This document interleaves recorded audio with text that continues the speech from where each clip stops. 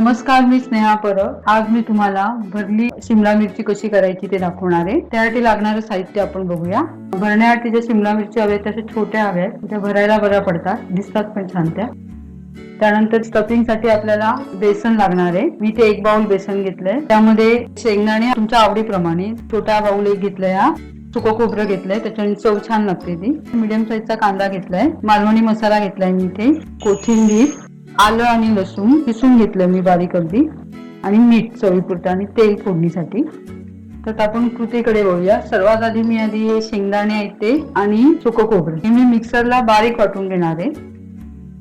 ह्या अशा पद्धतीने आपण देठ सुद्धा काढू शकतो, किंवा ह्या अशा आपण बारीक कापू शकतो, पण ह्या अशा जास्त बऱ्या वाटतात, कारण का आतमध्ये मग छान तेल वगैरे जाऊन खरपूस होतात व्यवस्थित, आणि हे असं आतमध्ये थोडं कच्चं राहण्याची शक्यता असते. मला ह्या अशाच बऱ्या वाटतात. अशा कापून घ्यायचे आहेत आपल्याला. ह्या अशा आपण बारीक चीर कापून, जास्त चीर मोठी करायची नाहीये आपल्याला त्या बिया घ्यायच्या नाहीये. जेवढ्या निघतील तेवढ्या काढायच्या, अलगद काढायच्या. शिमला मिरची म्हणून तर तुटेल नाही तर ती बस. आणि हे असं ना, हे करून झाल्यानंतर ना नळाखाली पकडायची ही शिमला मिरची, की आपोआप त्याचं पाण्यातून त्या बिया निघून जातात. अशा प्रकारे मी सर्व बिया काढून घेतल्या आहे त्याच्या. आणि आता आपण ह्याच्यामध्ये ते सारण भरायचंय आपल्याला ते. आता आपण शिमला मिरचीचं सारण बनवायला घेऊया. इथे मी थोडं तेल घालते, इथे 2 चमचे. त्यात मी आता हा कांदा घालणार आहे. कांदा भाजत असताना मी त्यामध्ये आलं आणि लसूण, 5-6 लसणीच्या पाकळ्या घेतल्यात आणि आलं ते घालणार आहे मी. किसून घेतले दोन्ही पण बारीक किसणीवर. थोडं थोडं परतून घ्यायचं आपल्याला, फक्त कच्चा वास त्याचा जायला पाहिजे. बेसन कसं सुकं असतं ना, त्यामुळे ते बाहेर पडण्याची शक्यता असते. तर ओलसरपणामुळे कांद्याच्या, किंवा कांदा आणि हे जर ओलसर असं तेलामध्ये हे करून घेतल्यावर ते त्याला चिकटून जाईल व्यवस्थित, आणि चव पण छान लागते जरा भाजल्यानंतर. कच्चा असं कांद्याचा वगैरे वास येणार नाही. थोडी कोथिंबीर घालणार आहे.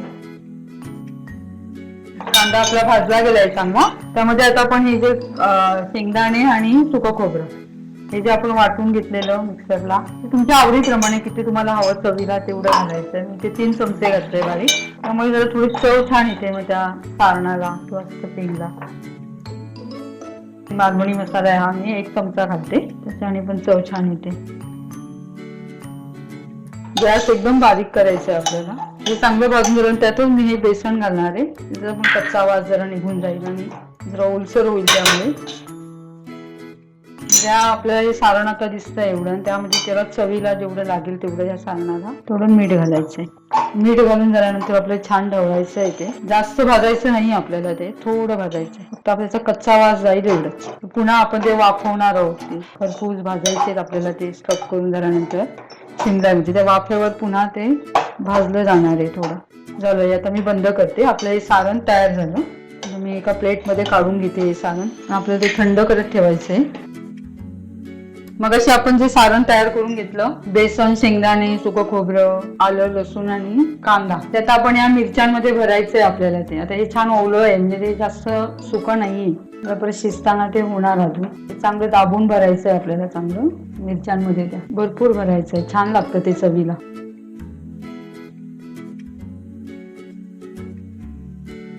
शक्यतो ह्या अशा मिरच्या चारी बाजूने कापलेल्या मिरच्या त्या छान वाटतात. आणि आतमध्ये तेल पण थोडं जातं त्याच्यामध्ये, छान भाजल्या जातात.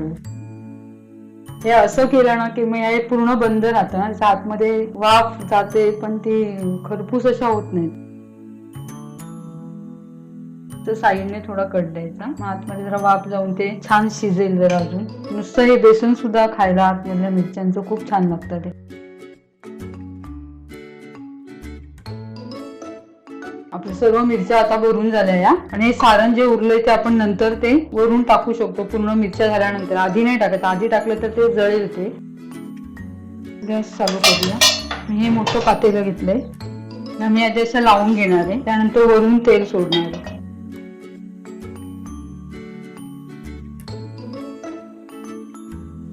आपण हे वरून असं तेल घालायचं त्याला साईडने.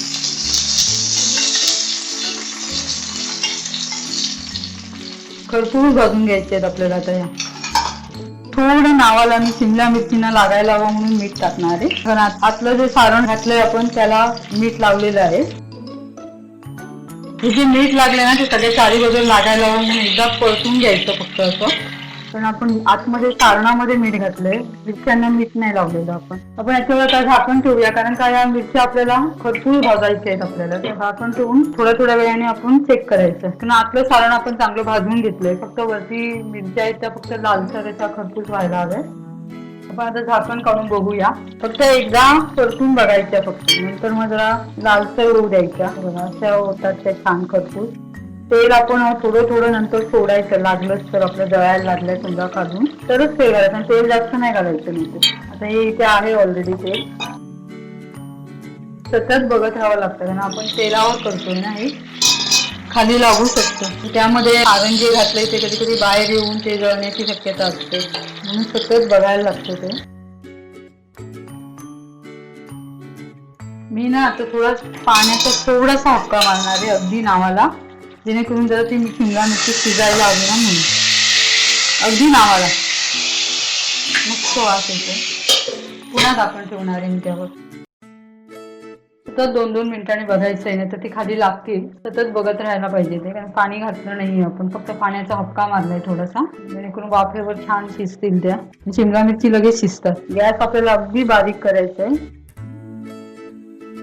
लगेच बघायचं 2 मिनिटांनी, झाकण 2 मिनिटं ठेवायचं. बघायचं छान मस्त सुरकुत्या आल्या त्यांच्यावर, छान खरपूस झाले आपल्या. आता या बेसन पण आता वाफेवर आता ते चांगले शिजून आलं असेल. हे आता आपले झालेच, नाही तर आणखी जास्त वेळ ठेवलं तर ते करपतील. आता होतात पण लवकर, लागतात पण चवीला खूप छान. तुम्ही या चपाती भाकरी बरोबर खाऊ शकता. आणि हा जो मसाला आहे तो तुम्हाला पाहिजे तो तुम्ही वरून घालू शकता, नाही घातलात तरी चालेल, किंवा असा सुद्धा खायला तो छान लागतो. असं मध्ये थोडं ठेवायचं, मिरच्या बाजूला करायच्या त्या, पण आपण ते शिजवून घेतलंय त्यामुळे ते कच्चं काही नाहीये, त्याच्यावर वाफेवर ठेवायचं बस. माझा हा व्हिडिओ जर तुम्हाला आवडला असेल तर माझ्या व्हिडिओ लाईक करा. माझे लेटेस्ट अपडेट हवे असतील तर माझ्या युट्यूब चॅनलला सबस्क्राईब जरूर करा, आणि कमेंट बॉक्समध्ये कमेंट द्यायला विसरू नका. आणि आता भेटू आपण नेक्स्ट व्हिडिओमध्ये. तोपर्यंत नमस्कार.